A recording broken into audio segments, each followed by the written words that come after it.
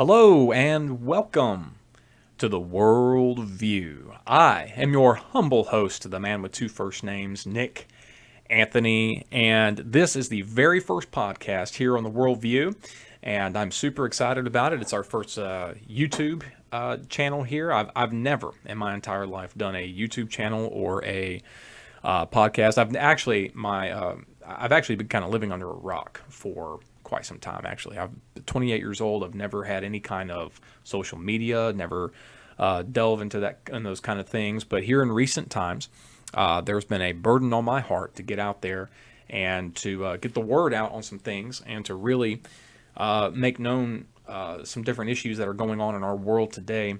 And if you're wondering why we call the show here the World View, first of all, if you notice on the channel or wherever it is that you're watching or listening to, you'll see that this is the show where we talk about the two things that you're never supposed to talk about over dinner, and those things are politics and religion. I heard that saying a long time ago when I was a teenager, and I thought to myself, man, that's quite an interesting thing. And I guess because it brings up so much, it can bring up strife. It can bring up different things like that between people. But it shouldn't, and we ought to be able to talk about those things, and we ought to be able to know. I think a lot of times there's the reason why we headbutt over things like that so much is because we're not really understanding what the real issues are. There are underlying issues to all these things, and we don't talk about them. We just look at the surface. We fight, we bicker, we argue, and we get all upset with one another. And we're all obsessed with who's right and who's wrong, when the reality is what we really need to be obsessing about, and what we really need to be looking into is what is right and what is wrong. That is where the rubber meets the road. It's not about you being wrong and me being right, or me being wrong and you being right. It is about what is right and what is wrong. If you're wondering about why we call this show the Worldview, it's because this is an interesting thing. I'm kind of getting ahead of myself, but I want to give this to you. Did you know that a person's worldview is usually formed by the age of 13 years old? Interesting. Okay. The worldview, how is really simply this, is how you view the world. You say, well, no, duh. I mean, didn't you just tell me that? Well, yeah, it's the worldview. How you view the world, how you view people, how you view politics, how you view religion, how you view the Bible, how you view science, how you view a whole slew of different things. It's all controlled by your worldview. And there's really only two. There's only two worldviews, and we'll get into that here in just a moment. So not to get too far ahead of myself, but we'll get into that in just a moment. But let me tell you about who we are and what we're going to be doing here on this program. This is kind of an introductory video, but we're going to get into some pretty good content here in just a moment. But on the worldview here, we're about a few things. We're about, number one, and most importantly, is solutions. Solutions. I think a lot of times a lot of us, and we're all guilty of it, we get to complaining, and rightly so. We'll be upset about something. We will be aggravated at a decision that was made, whether it be a political decision or maybe if you go to church and stuff like that, a religious leader makes a decision that you don't like, or in the politics realm there, we have senators and congressmen, we have judges in the executive branches there, in the judicial branches there. They're making decisions that are just absolutely unlawful. Maybe it's up in the executive branch of things. Maybe you don't like what the president's doing, or maybe you do. And we get to complaining about every little thing under the sun, when in reality, we need to be looking for solutions. At my job here on the Worldview, the reason I'm starting this is because I want to use my voice to help you, to inform you, to educate you, to help you be a free thinker, and to give you solutions for what's going on in our world around us today. I've heard people on the radio, I've heard people on the internet, I've heard people in different, forums there, but and they complain, and they tell you all the issues that are going on. They give you all the news. They give you all the doom and gloom. And at the end of the video, they say, okay, well, if you like that, just like, comment, and subscribe. And then you're like, well, what do I do? Or you're listening on the radio, and they go, okay, all right, have a good day. And they just leave you hanging with doom and gloom. And you don't really know what to do. There's no answers given. They'll even interview people, and they'll ask them questions, and you get more information and more information and more information. But folks, as G.I. Joe used to say, knowing is only half the battle. You can know all this stuff, but if you're not taking time to talk to somebody or to find a solution, then you're just wasting your time. All you're doing is complaining. And you're also, I'll tell you that, you're making your blood pressure go up on top of that. And so it's just going to make you unhealthy by worrying about all the things that you feel like you can't change, when the reality is folks, there's always an answer. There's always a solution to every problem. That is what made this country great. I have a book right behind me. It's called We the People, and it's full of the founding documents of our country. I mean, it's incredible. These guys, okay, were fixers. Okay, they were people who saw an issue, they saw a problem, they saw something that was going on. They say, we have to do something. They were guys, they were men. They were, some of them young men in their early 20s. I think the youngest signer of the Declaration of Independence was, I think he might not have been the youngest, but I think he was 25 years old. I mean, young people.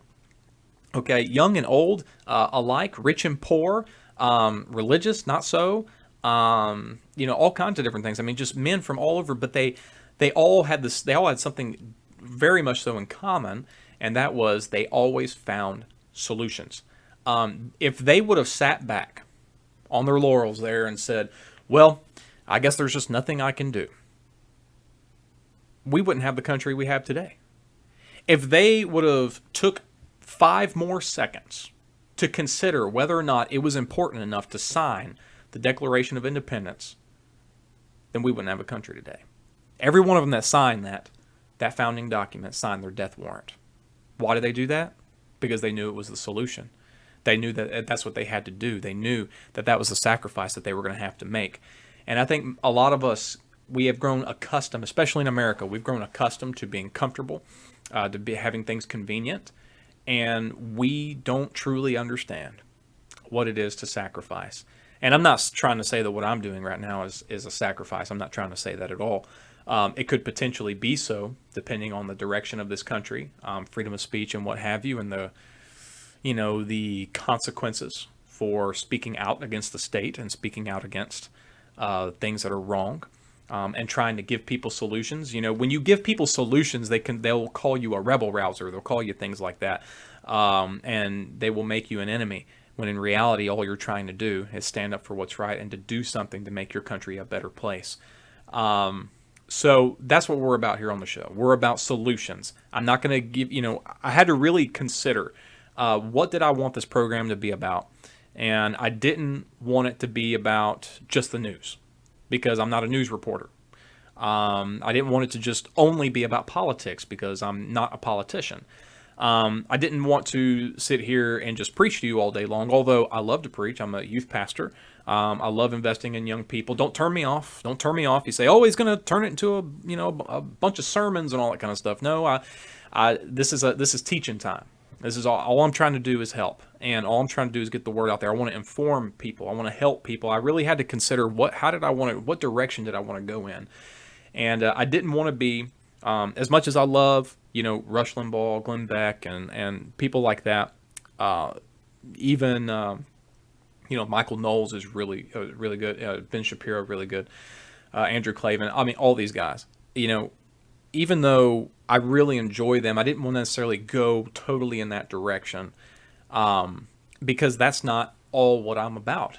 Life is all about balance. You cannot be overwhelmingly, political in your conversation, overwhelmingly religious, and then you don't actually meet in the middle with solutions. God is a God of balance. I believe that all man was created by God, and by man, I mean all mankind. Every man, woman, boy, and girl, red and yellow, black and white, rich, poor, tall, short, fat, skinny, it doesn't matter. All people are made by God. And by the way, just to put the word out there, all lives do matter. And that is not a racist statement there. And all lives do matter, because all lives are created by a living God. And anything that God creates has value and purpose and means something in the long run. And even in the short term, God has a plan for every single person. Most people don't live up to that plan because God has been exiled from our society today. And so on the worldview, what I want to do is inform you, give you information, real information, okay? And I want to educate you, not because I think you're dumb or anything like that. Hey, if you're watching this show, you must be smart. So I don't want you to feel like that you're dumb, because you're not. But you never get too old to learn. And I'm every day. I say this all the time to my young people. I say it to people that I just randomly meet. Hey, a day gone without learning is a wasted day. Or I learn something new every day. I say stuff like that because I do, and I always strive to learn something new. Always strive to cram more in this brain. We only use 10% of it, and I think we really ought to work harder to use more. But hey, if that's all I've got access to, I want to use the best. I want to fill it up, man. I want to max out that 10%. I want to fill it up because I need to be informed, yes, but I also need to be educated. I need to educate myself regularly, and I think that's good for anybody. And I can prove to you, my ultimate goal is to prove to you, is to prove to you scripturally, historically, logically, scientifically, that God is real. He's out there, and He's a God who loves and who cares. He gave us this great nation that we have here, America.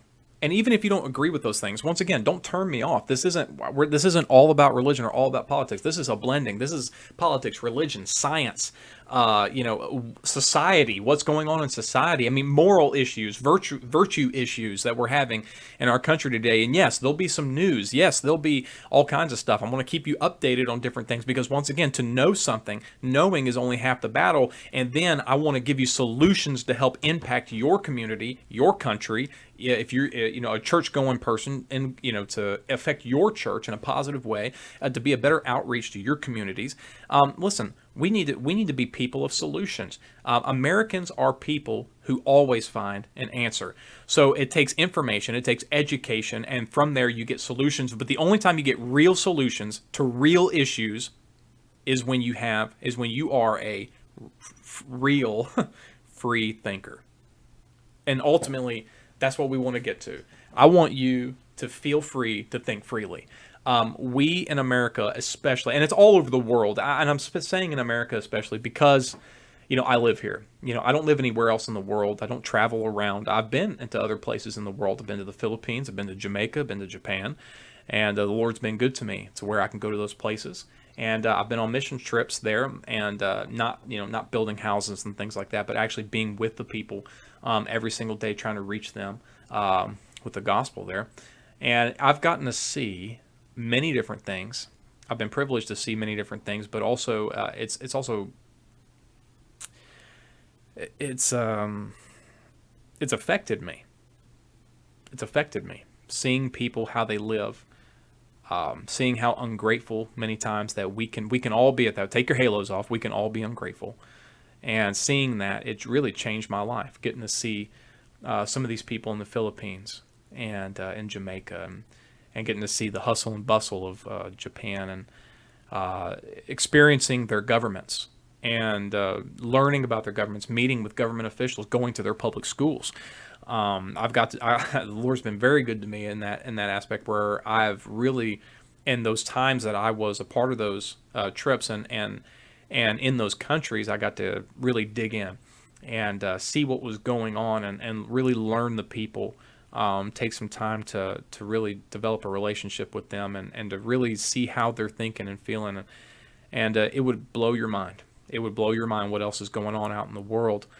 But there is, Satan loves to restrict free thinking. He wants you to think that you're thinking freely and that you have your own freedom of thought, when in reality all you're doing is parroting something that you heard somebody else say, and you take it as fact, and that's just not the case. Listen, I'm not always right about everything. On this program, I'm going to educate you, inform you. I'm going to give you solutions. And I want you to be a free thinker. But at the end of the day, part of being a free thinker is not taking my word for it. It's not. I like what Glenn Beck says. He says, do your own homework. Do your own homework. Do your own research. Well, yeah, you should never. Anytime you just live your life taking my word for it, you got issues. If you're taking Rush Limbaugh's word for it, or Glenn Beck's word for it, or listen, even your pastor's word for it, you've got issues. There's a reason why you need to do your own homework and research. God gave you a free will and a free thinking mind for a reason. Okay? One of the reasons why we have America today is because, once again, the founding fathers, which all these liberals and Democrats, they love to talk about, well, the founding fathers, or they don't call them the founding fathers, they call them the founders. The founders meant this and the founders meant that. These people are so far away from what the founders, they're so far away from 1776 ways of thinking. They're so far away from God and all this kind of stuff, and they use God as a political tool. And that's why you can't let them do the thinking for you. You can't let conservatives do the thinking for you, because unfortunately, even they have agendas also.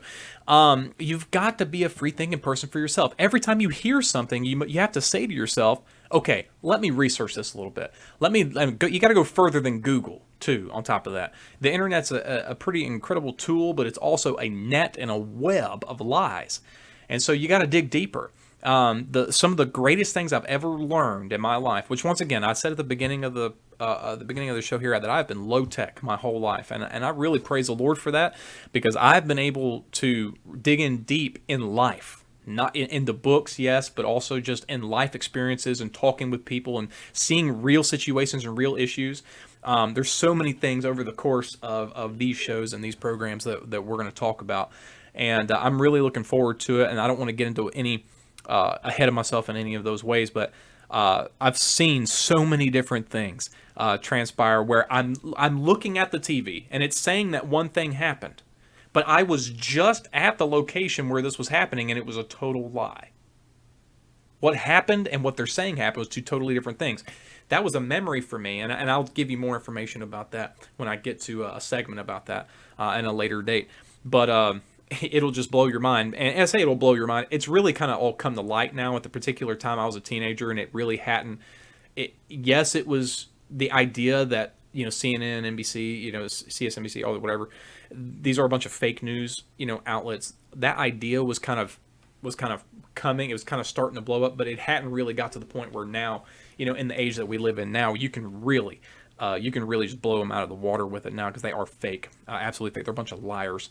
But I saw it for myself firsthand, and my mind was blown away, and the Lord used it to wake me up and say, hey, you don't need to believe everything that you see.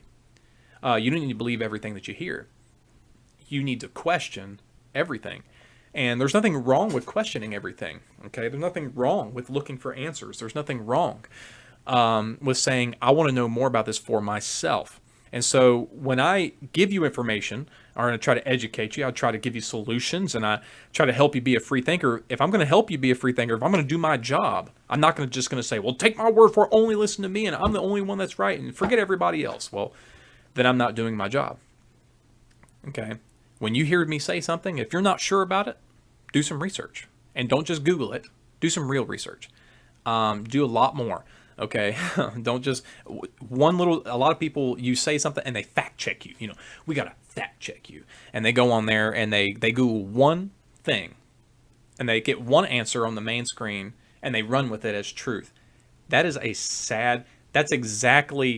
Doing that is the exact same thing as when I say something or somebody else says something, that you just take it as fact and you just run with it. Okay, it takes work, it takes dedication, it takes study, it takes real study, and it takes devotion to know the truth. The Bible says that in one day, and it's coming soon if it's not here already, but truth will be falling in the streets. Truth will be falling in the streets. Why? Because people will just accept anything they hear, and they won't actually study anymore. They won't actually search for the truth anymore. And that'll be a sad day. And I don't want that to be the day for you now. It doesn't have to be today. It doesn't have to be today. You can be a free thinker, a real free thinker.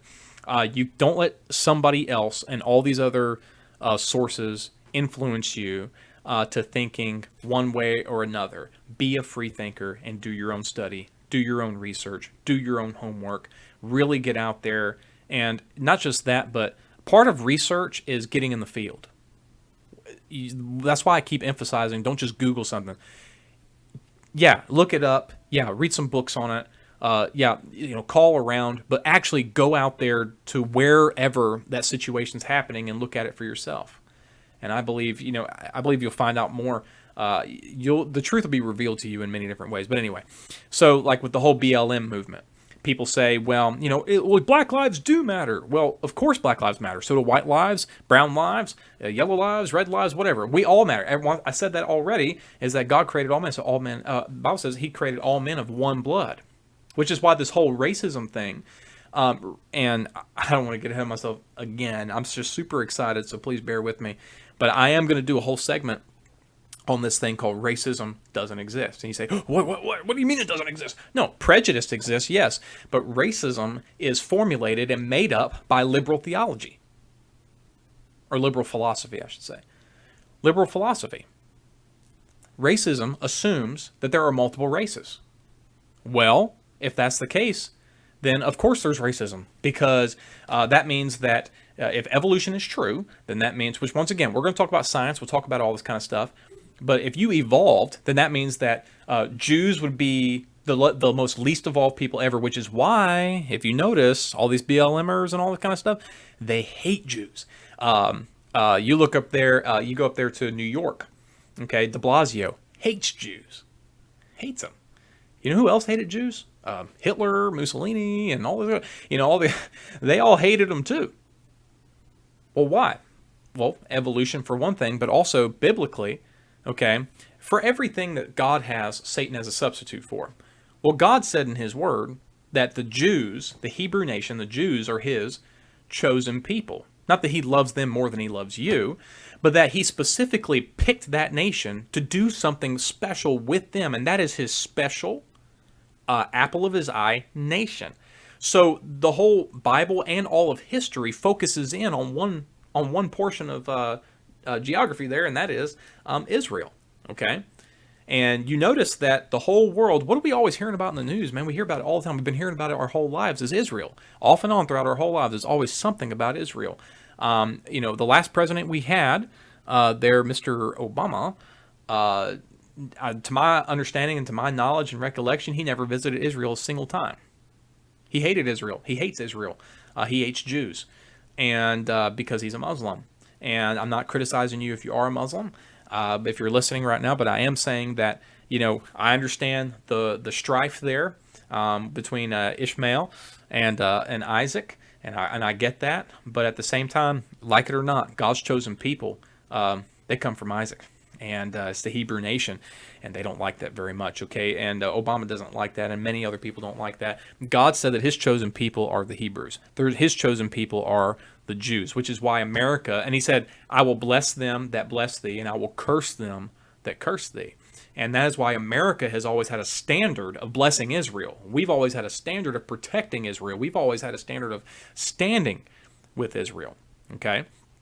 And so when it comes to that kind of thinking, then you look at the opposite side of that thinking. So God created Jews just as much as he created everybody else. Okay, so we're all special and we're all created by God. He has a chosen people that he specifically used to bring forth David and Jesus Christ and all that kind of stuff. And he used that lineage for that reason.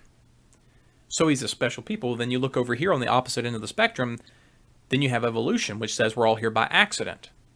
And then it just so happens that if you look through Karl Marx and Charles Darwin and Hitler and all them, they all came to the conclusion that Jews were basically apes, and that black people were right above them, and then so on and so forth. Okay, and all the way up to what they considered to be the Aryan race. Blonde hair, blue eyed, perfect, whatever. So I think that's very interesting. Why is it that the Jews are at the bottom of the totem pole, and thus they are considered worthless, and that they should basically just be eradicated off the planet? Which is why they always want to lock them out of everything. You look up in New York right now, they won't let they're just cracking down on Jewish culture. They don't want any part of it up there. Even back in World War II, which I hate to keep referencing that, but it's just the facts, folks. It's just history. Is that they killed millions of Jews specifically. Didn't even give them a chance to join up or to survive or whatever. Just absolutely just murdered them. Women, children, men and women and children, just murdered them. And that is where that way of thinking leads you. For everything God has, Satan has a substitute. I tell my young people this all the time. My teenagers, like I said, I'm a youth pastor, and I tell them all the time, for everything that God has in your life that he wants to use you for, Satan has a substitute for it and will use it to wreck your life. He'll wreck your future, wreck your family, wreck your society, okay? And he absolutely will. And see, here on the Worldview, I want to inform you about those things. Because maybe you haven't thought about it that way before, and that's why being a free thinker is so important, because it means you're going to think outside the box, and you're not just going to look at the world through a funnel and based upon the news, or based upon my education, or based upon whatever it is, whatever other funnel that you want to funnel it through. You need to look at the whole spectrum, okay? And there is an ultimate authority, and that's really where the foundation is who is the ultimate authority of what is right and wrong? Because like I said earlier, we're so obsessed with worrying about who is right and who is wrong when we need to be worried about what is right and what is wrong. And you can prove through history, you can prove through just societal changes, you can prove scripturally, you can prove scientifically, you can prove in every way imaginable who is the ultimate authority of right and wrong. And you can prove it. And you can prove what is right and wrong. Okay? And God has already laid out those foundations for us, okay? And as time goes on, we'll uncover all that stuff, man. And just every episode is just going to be more uncovering of those things. In your daily life, what God says about it, what you need to do about it, how you can make a difference in your country, how you can make a difference in your family, how you can make a difference in your society in general, in your local society there, how you can make a difference. It's all about solutions. It comes from being informed, educated, and being a free thinker, okay? And so, once again, I said it earlier and I'll say it again, that a person's worldview is usually formed by the age of 13 years old. And really, it's no wonder why liberal education is so obsessed with getting our children younger and younger and younger. I don't remember what state it is. I think it was California. I'm pretty sure it's in California and New York, and then it's working. That's how everything happens in this country. It starts on one coast from the other coast and then works its way all through the middle of our country, and they try to change us. They try to conform us, which I'm looking at a verse right now that says, "Be not conformed to this world, but be ye transformed by the renewing of your mind." I mean, I'm looking at that right now, just right there. Okay, but they're always trying to conform you, force you to conform, force you to conform. Well, if you're a free thinker, you won't be forced to conform. You won't be forced to conform. And but over here on the West Coast and the East Coast, they've started this thing in education where the parents have to sign this waiver saying that they will not view anything that their children are being taught, and that they will not hinder them from being taught something that the school, they can't even look at it. They're not allowed to know what the school is teaching their children. Well, why would they be pushing such a thing? Because they want to control these young people's worldview.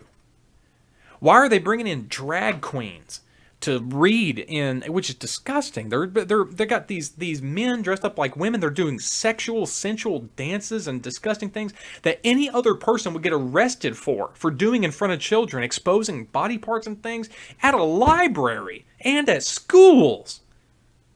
And how can they get away with that? Because they're all focused on conforming a child's mind, indoctrinating them.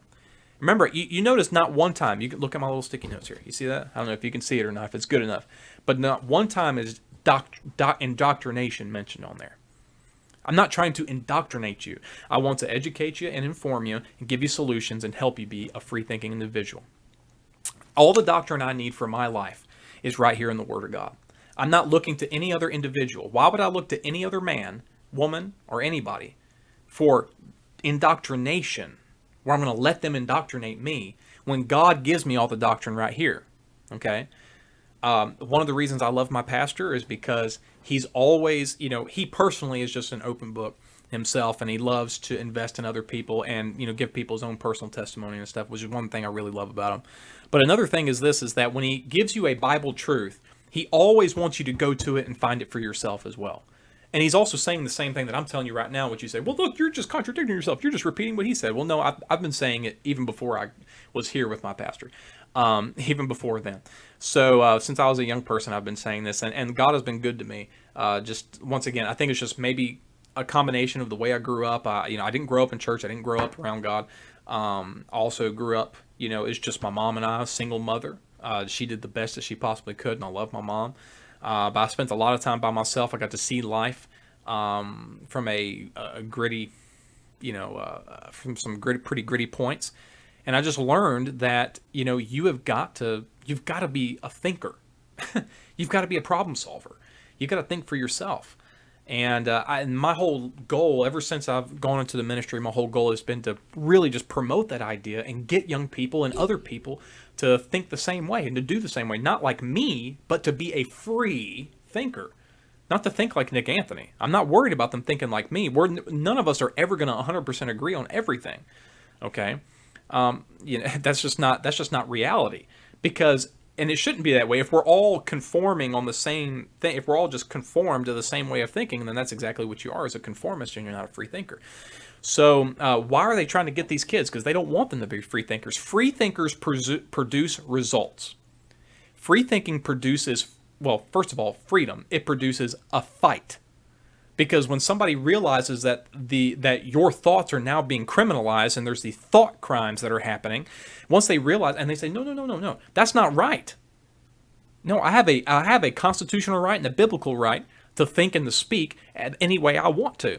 I have a biblical right and a constitutional right to defend myself. I have a biblical right and a constitutional right to speak out. I have a biblical right and a constitutional right, and whatever else you want to name after that.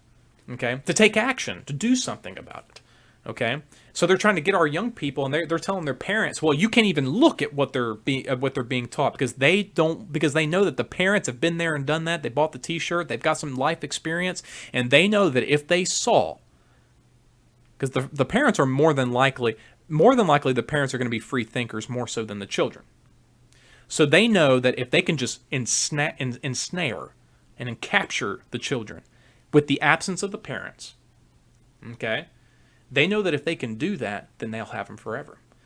I forget who it was in the Catholic Church, but he said, give us a child till he is 5, and we'll have him for the rest of his life. I think it might have been a pope that said that. I don't remember. Regardless of how you feel about it, I'm not criticizing Catholics, but I do not necessarily agree with a lot of those doctrines, which, once again, we're not here to debate. We're not here to debate that kind of stuff, and I'm not beating up on anybody. But that thought process, I just mentioned that because I want you to take that thought process there and apply it to the way liberals think. You look at the way Hitler thought. He said, if you tell a lie long enough and loud enough, the people will believe it. And then on top of that, he took over the educational system. Whoa. So how did he raise up Hitler's young people? How did he do that? Hitler's youth. He indoctrinated them through the school system, through education. Then he took over the news. So then he took over the news outlets and he printed all the media. Man, does any of this sound familiar to you? He promoted hatred of Jews, destruction of God, get rid of God, burn Bibles in the streets. Well, pretty sure that just happened in all of these, what are they called? What that one mayor called?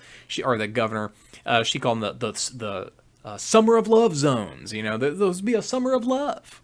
Well, your summer of love was just burning Bibles in the streets, chanting death chants at night. People are scared to come out of their homes. See, you start doing some interview and you start talking to some people, or just looking around at all the content that's out there, the real content that you can find, people who want the truth.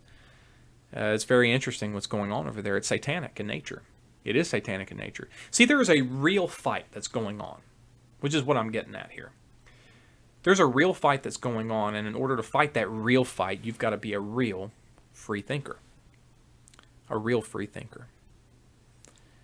See, they're trying to capture, indoctrinate, and steal the next generation so that they own the next generation, so that they can run not just this country, but the world. Globalism is their goal. Death and destruction of all things that involve God and Christianity is their goal. They want it gone because it produces free-thinking individuals, which, by the way, the Founding Fathers knew. And I have a quote here from Edmund Burke that I'm going to read to you in a minute. But even he, being in Great Britain over there, and he was part of the House of Commons there, but Edmund Burke understood the importance of having God incorporated and having God be the foundational truth of any country. And he stood up for that fact, religious freedom. Our Founding Fathers understood that. You go through, once again, We the People, founding documents there. Liberals have tried to wipe out God from the existence of America throughout history. But the reality is that you cannot get away from God from our founding documents. Why? Because God equals freedom. Why was the Emancipation Proclamation even drafted up and signed? Because we believe that all men are created equal. Created equal. There's no picking and choosing who's better and who's got souls and who doesn't. No, we're all created equal with a soul of one blood. Isn't it interesting that the only party and the only way of thinking that is trying to keep racism and stuff like that alive is liberals? Isn't that interesting? I mentioned it earlier, racism doesn't exist. Well, it doesn't because it's a construct. You're not evolved. You're not a soulless animal. You're a three-part being, just like God is God the Father, God the Son, God the Holy Spirit. And each one, he's God, so he can do what he wants to with his three parts. But you're a body you're a soul housed in a body possessing a spirit. You're a three-part being, just like God is. Okay? You are created in his image, and therefore you're important. You're important. See, they understand that this way of thinking, being a free thinker, knowing that you're created for a purpose, with a purpose, by God's design, see, that's dangerous to a liberal society. Because then you will stand up and say, no. You can't control my future. God is in control of that. You cannot control my will, my thought, my actions. God is in control of that.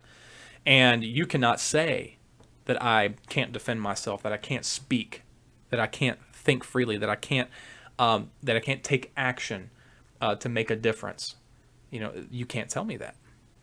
Can't tell me I can't pray. I can't read my Bible, whether it be at school, at work, at the workplace, in public, or in the privacy of my own home. You can't tell me that.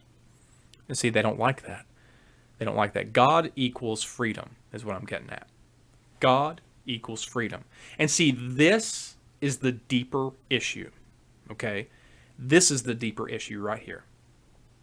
It's not Democrat versus Republican. Because see, that is just a manifestation. That separation is a manifestation of a deeper issue. It's not conservative versus liberal, because that division there is just a manifestation of a deeper issue. It's not politics versus religion, separation of church and state and all that. And by the way, separation of church and state not found in the Constitution, Declaration of Independence, or whatever other document you want to look at. It's found in the Federalist Papers, and it's referring to keeping the state out of church affairs and not the church out of state affairs. The government shall not hinder. Okay, the government cannot hinder the practice thereof. Okay, look it up for yourself. The government has no business hindering or meddling with church affairs, religion. Leave us alone. Leave us alone. Okay. Very interesting there. But they always coin, and I mean, that isn't, we know that that's like, in the founding documents, Constitution and such. But I'm talking about that phrase that the liberals have loved to coin. They always use it against us. Separation of church and state. Your kid can't bring your Bible to school and all that. Well, you know why they say that? Because they're reforming they're reforming the definition of that statement. They're reforming it, reframing it. And I'll have a whole nother video on that, on why the left loves to redefine words, or why the left redefines words. And why do they do that? Because words are important. Word specificity is very important. It's important that you say what you mean what you say, and that you get it right the first time. And if you make a mistake, you step back immediately and you correct it. Okay? It's important what you say. Okay? But like I said, it goes beyond, and that's a whole other thing there, but it goes beyond Democrat, Republican, conservative, liberal, politics and religion, which once again, leave us alone. Okay? But it goes beyond that. The whole division there, politics versus religion is a thing that is a manifestation, once again, of a deeper issue. It's not even science versus the Bible. God gave us science. You're never going to disprove God with science. Not with real science, anyway. We'll talk about stuff like that, too. I love science. It's one of my things. You can see behind me, I got skulls and different things, dinosaur bones. I love it. Love it, love it, love it. Okay? God gave us science. You'll never disprove God with science, okay? He gave it to us. He gave it to us. All right? But it's not science versus the Bible, because once again, that distinction that you can believe one but not the other has been made by liberal theology. It's been made by evolution. It's been made by the fact that that there is a deep-rooted issue, a deeper issue than just that surface. You see science versus the Bible, politics versus religion, conservative versus liberal, Democrat versus Republican. All these things are surface issues. They're surface issues burying a deeper problem, the root of the problem, the root cause.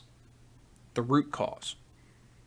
What is the root cause? It is simply this. We are not battling, the Bible says, for we wrestle not against flesh and blood, but against principalities, against powers, against the rulers of the darkness of this world, against spiritual wickedness in high places.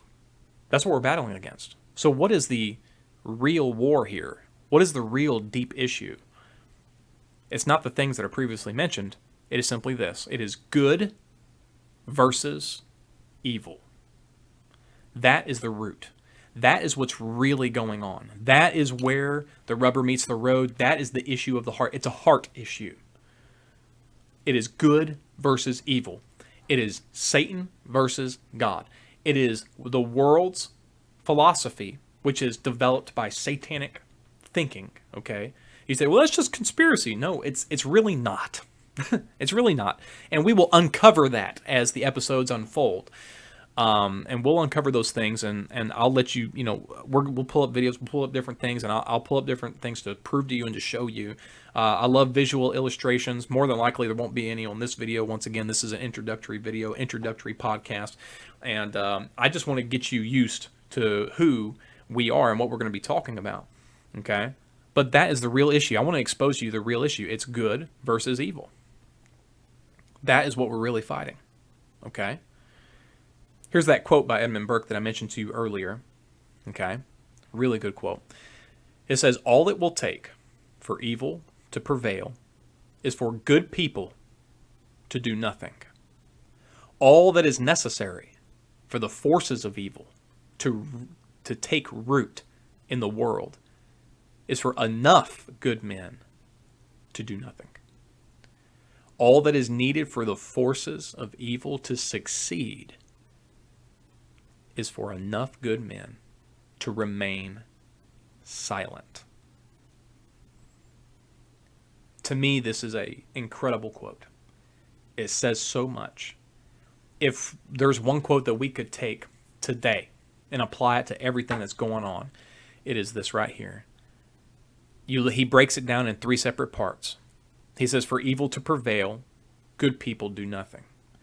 Then he says, for forces of evil to take root, okay, which this is a big deal. This means it starts off as a little seed and it begins to grow, and then once something takes root, you don't really know sometimes something is there until you see the sprout, but by that time you've already got a root system. And if you say, well, it's a small little thing, it's not a big deal, you let it grow and you let it fester and it goes further and further and further, and before you know it, it's a big old oak tree, and now you've really got to do some dirty work. The interesting thing about a root system is that it is comparable to its surface. Okay, so if you look above the ground and you look at a tree, whatever you see that tree as, okay, however big and beautiful and bold it is, take that exact same proportion and flip it, and that's exactly what's underground. That's why they're so hard to get rid of. Forest fires can burn them all down, and yet a few years they'll all be back. Why? Because they've taken root. It's rooted. All that is necessary for the forces of evil to take root in the world is for enough good men to do nothing. Not all good men to do nothing, but enough good men to do nothing. All that is needed for the forces of evil to succeed is for enough good men, and this is where I want to bring it to right here, is to remain silent. To remain silent. We, whether it be Christians, conservatives, or what have you, we cannot complain about not having a voice when we are not effectively using our voices. Once again, the whole purpose of this program is not to stress you out. It's not to raise your blood pressure. It's not to It's not to infuriate you and get you mad. Although the Bible says, "Be ye angry and sin not." And you say, "There he goes again, quoting the Bible. I'm never going to watch another episode." Well, hold on. I can't help it because it's ingrained in me. It's something that once I just grab the hold to the fact that God is the authority of ultimate truth, and therefore whatever He says is right, and whatever He says is wrong, is wrong. And look, I'm not perfect. I'm not trying to speak to you like I'm better than you or anybody else. Anybody who really claims the name of Christ understands that it's only by the grace of God. I am not perfect, and I said that at the beginning. I'm going to make mistakes. I'm going to say some things sometimes that maybe they're not right. But that's why it's your job to do study and do research and not just take my word for it. But I've asked God for wisdom. I think you'll find most of the time that's what you're going to get is truth, because it's not my truth I'm trying to give you. Remember, this isn't Nickology. This isn't. I don't want you to think like Nick Anthony. I want you to be a free thinker and to look at things in a life of balance. Okay, in a life of balance. But we as Christians, I feel like so many times, and as conservatives and as Americans in general, okay, we've got Democrats that are leaving, and they say, well, I'm not leaving the Democrat Party. The Democrat Party left me. I think that's very interesting. Okay, once again, that division was made because of a deeper issue. It's good versus evil. A lot of those Democrat voters, and if you're a Democrat voter and you're watching this, you're not a bad person necessarily. Just like anybody else isn't a bad person. Okay, just because you vote Democrat or Republican or conservative, libertarian or independent or what have you, it doesn't make you good or bad. But those divisions are made in our society and our culture because of a deeper issue, good versus evil. And I believe that the Democrat Party has been totally hijacked and taken over by this liberal way of thinking, radical left, that has overtaken them. And these Democrats are saying, whoa, whoa, whoa, whoa, whoa. What's happening here? I'll tell you what's happening. They're becoming overcome. It's not only prevailed, it's taken root. And it's basically just succeeded at totally overcoming and taking over the Democrat Party. What used to be the Democrat Party is no longer. Okay? Just like with the Republican Party, we have a whole some people call it the party of Trump. I mean, it's just really conservatism, America first conservatism, God, country, and guns, and freedom of religion and thought and speech. It's just that it's really a whole party of these people rising up out of the ashes, whereas these old Republicans, such as you think about the Mitt Romneys or unless I'm mistaken, but John Kerry and other people like that. Was it John Kasich? Republican by name only. What do they call them? Rhinos, I think they call them. People like that. The John McCains and different people in those categories there. But they, they're getting left in the dust. They're all joining what they really are, and that is simply the party of evil. That's what they are. The liberal, radical left. You say, you can't call them the party of evil. That's so mean of you. Well, why can't I? They love murdering babies. Don't you think that's evil? They want to indoctrinate your children without giving you a say-so, parents. Don't you think that's kind of evil? You say, well, how can you say it's evil? Well, the definition of evil is to sin willfully with the intention of hurting others. So they have vocally expressed how they want to break apart the nuclear home, having a mom and a dad and children.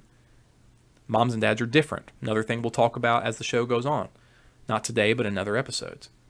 But moms and dads are different. I grew up without my dad. A lot of mistakes and a lot of bad decisions I've made over my life, which I'm not making excuses for, but I'm just saying are a result of the fact that I did not have a biological father who was there with me, who could discipline me, and who could teach me to be a man.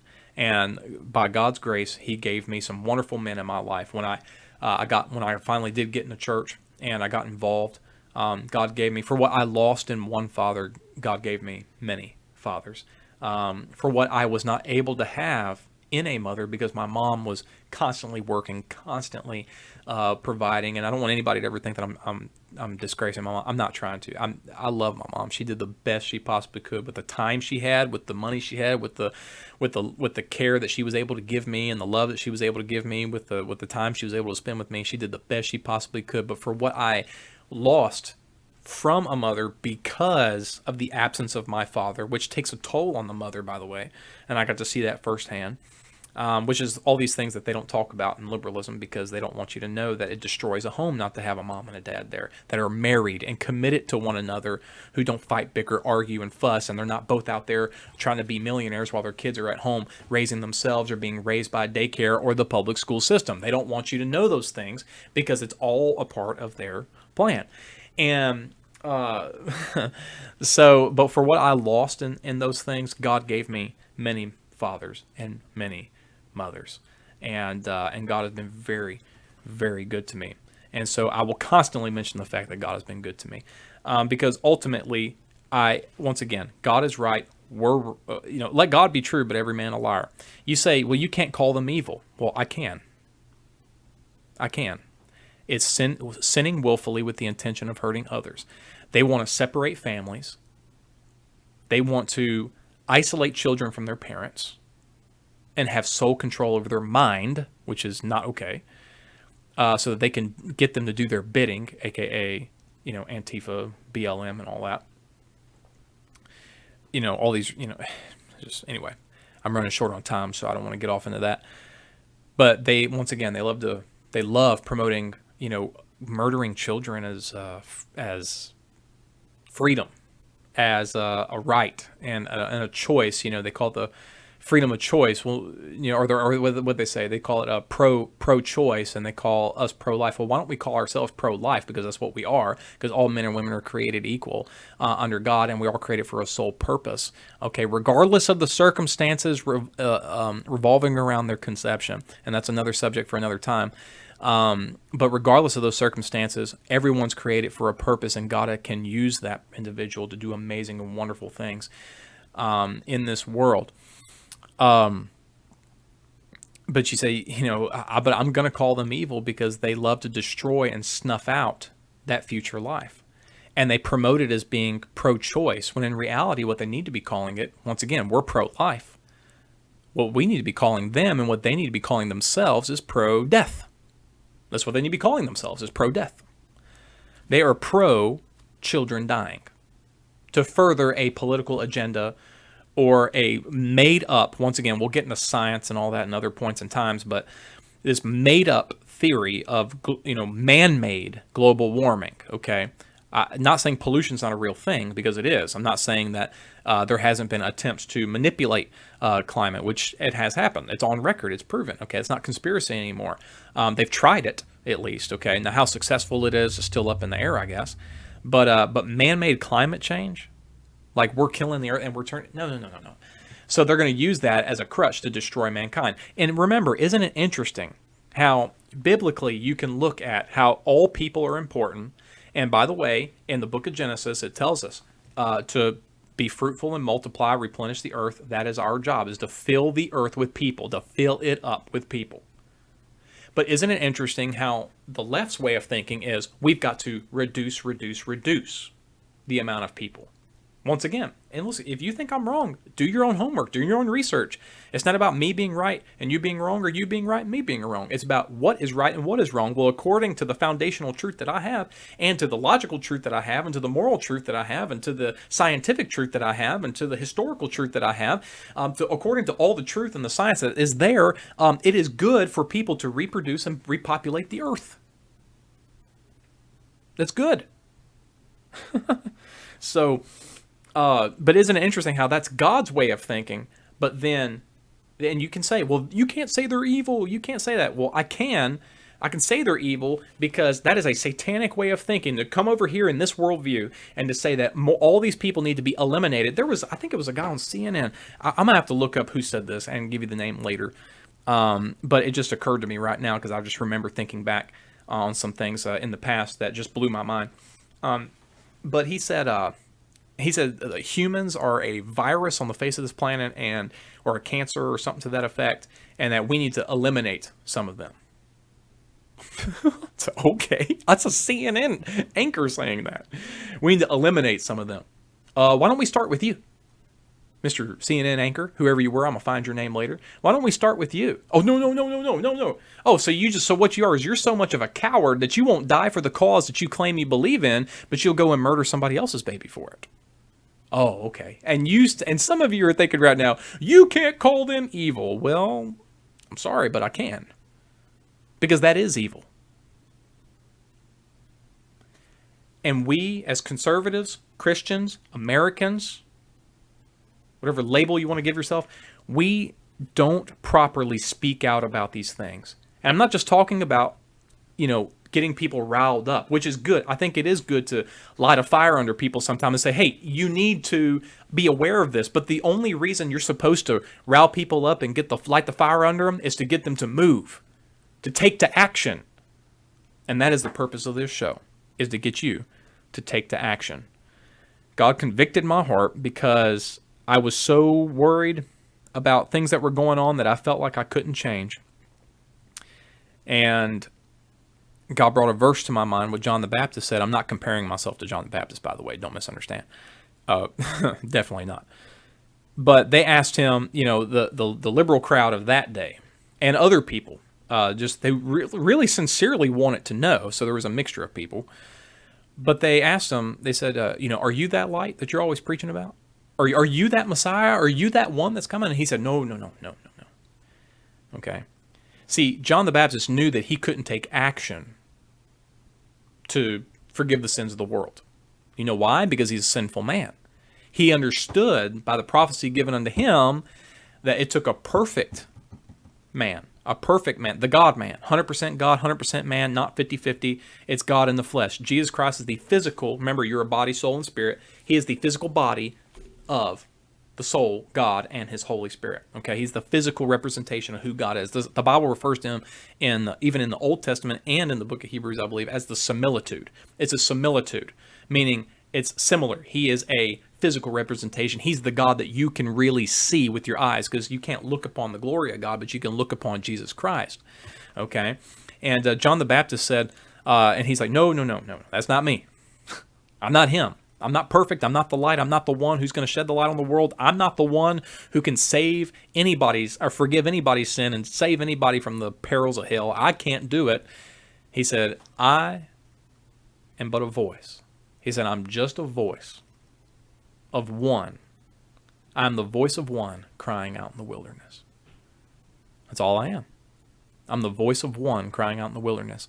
God brought that verse to my mind, to my heart, convicted my heart, because I'm sitting here, wringing my hands about, what can I do? I don't know what I can do. And God said, well, and I'm thinking, action, what can I do right this second? When the reality is maybe I just need to start by being a voice. I think it's a shame that Hollywood will put out a song. If you ever watch the new Aladdin movie, okay, fun movie, but they had to slip in, a feminist agenda there. But you look at the princess there, she sings this song in that movie, I won't be silent. I won't be silent. I'm not going to be silent. Which is so funny because the liberal crowd's not silent. They're not at all. And I'm sitting here thinking to myself, we're letting this be told to us. We're letting this liberal crowd dictate to us what you should and shouldn't be silent about. When the reality is we're sitting here back here hoping that something's going to change, and we say, well, we don't have a voice. That's why we can't speak out. Well, why don't you try speaking out? If I can encourage any of you today, before the end of this podcast here, before the end of this video in the next couple minutes, if I can encourage you today to do anything, it would be this: to be a voice. Be a voice. The reason I say that is because you physically may not be able, maybe you are hindered physically in some way, shape, form, or fashion. You might be blind. You might be unable to walk. You might be unable to, maybe you can't even really speak. Whatever the case may be, I don't know. But you know what? Or maybe you're fully functional. Maybe everything's just as it needs to be. You're fully functional and everything's hunky-dory. Well, you know what? Why don't you start by being a voice, regardless of your situation? Why don't you start by being a voice? God convicted my heart, and I said to myself, I just need to be a voice. I need to speak out, not just in my own little circle, not just with my young people, which I'm still going to do, not just in my church, which I'm still going to do, not just when I'm at work, which I'm still going to do, but reach out and for the first time in my life, reach out there to a whole world and let the views and everything come as they may. You say, well, all you want to do is get monetized. I'm not, look, if that happens, it happens. That's not my main goal. It's really not. Although I think that'd be awesome because then I could devote a lot more time to doing this because I work a job just like many of you. The amount of show prep, if you will, that I have to do before I come is very limited, very limited because I don't want to neglect my family and my children, my wife and all that. I don't want to be gone all the time. So it's very limited. And, I would love to have the freedom to put show prep in and like a lot of show prep in and really be super, super prepared and super have all kinds of neat things for you and videos and sound clips and all the time and slides and just little images. I would love to have that for you. I'd love to, help you in that way. But for right now, I'm going to take what time I have. I may not have all the availability. I may not be the most incredible orator in all the world, but what I can do is I can be a voice. I can be a voice, just like you can be a voice. Speak out, do something, take a stand, and be unapologetic about it. Don't apologize for what you believe and why you believe it, but then also know why you believe and what you believe, okay? Know what it is you believe and why you believe it. Be a free thinker. Be someone who is informed. Be someone who never stops learning. Be someone who's a free thinker. And be someone who comes up with solutions. Real solutions that can help real people like you and me. Be a voice. Be a voice. Be just a voice of one crying out in the wilderness. You say, well, not everybody will hear it. Well, everybody probably won't. But could be a few 100,000 people that hear you. Could be a few million people that hear you. Even if it's just a couple thousand, even if it's just a few hundred, you're affecting lives by the things you say. And you can really help people and inspire people to reach out and to do something and to take a stand. Excuse me.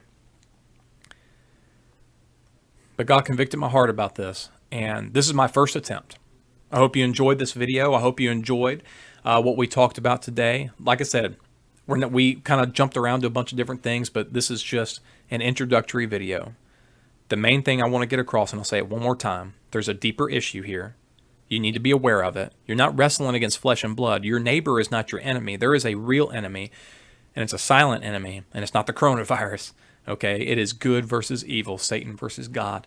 And you need to be someone who's informed, educated, a free thinker, and coming up with solutions to help your community, those people around you, and not only that, but even yourself and your family. Let's take a stand and let's be a voice, just a voice of one crying out in a wilderness that seems dark and dreary, but all it takes is one light. You light a candle in a dark room and all of a sudden all eyes are focused on that light. Why? Because if you're burning, people will come. Hey, there was a preacher that said one time, he said, how do you get somebody asked him, a reporter asked him, how are you getting all these young people? How are you getting all these people to come? This is way back in the day in New York, a long time ago. He said, how are you getting all these people to come to your meetings? He said, well, I just set myself on fire and people come to see me burn. Not literally, but he just got on fire for a cause that he believed in.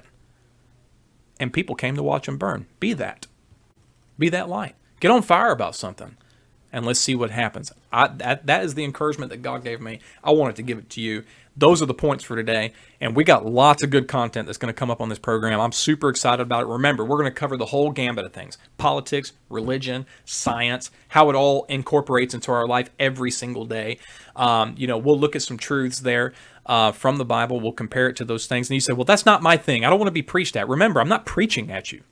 I am giving you reality, a reality check, okay? And we all need to do that regularly, is make sure that we have a check on what is real and what is not. And once again, don't believe just me, do your own homework, but I want to help you get to that point if you're not already. And if you are, hey, thank you for tuning in. And if you're not, hey, thank you for watching. And like they all say on all the different videos, hey, if you enjoyed this video and you enjoyed the content that you saw here, please like, comment, subscribe, hit the little notification thing, whatever you have to do. You probably know more about what to do than I do because I'm brand new to this whole thing. So since you know what to do, do it. And if you, even if you liked it or you didn't like it, hey, just like, comment, subscribe anyway. And we'll keep the content coming to you. And I just want to be a help and be a voice. So thank you so much for being a part of the worldview today. I hope you have a blessed, wonderful day, night, morning, wherever you are in the world. Thank you for watching. God bless. Goodbye.